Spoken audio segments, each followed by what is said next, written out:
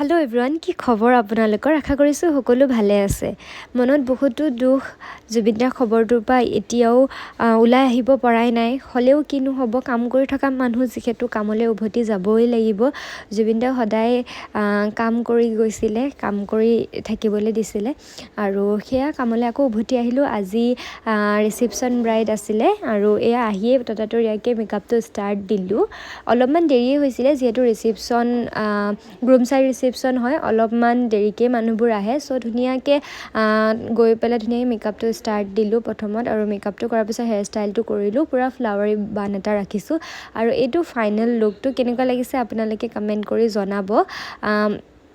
আৰু শেষত যিহেতু পূজাৰ বতৰ, দশমীৰ দিনাৰ হয় এই ব্লগটো, আৰু এই ধুনীয়াকৈ ভিউ এনজয় কৰি জুবিনদাৰ গান শুনি ঘৰলৈ উভতি আহিলোঁ। একচুৱেলি ঘৰলৈ নহয়, অলপমান পূজা চাবলৈ ওলাই গ'লোঁ। যিহেতু দশমী আছিল, পূজা শেষেই হৈছিল, তথাপিও অলপমান ঘূৰি ঘৰলৈ উভতি আহিলোঁ। আজিলৈ ইমানখিনিয়ে।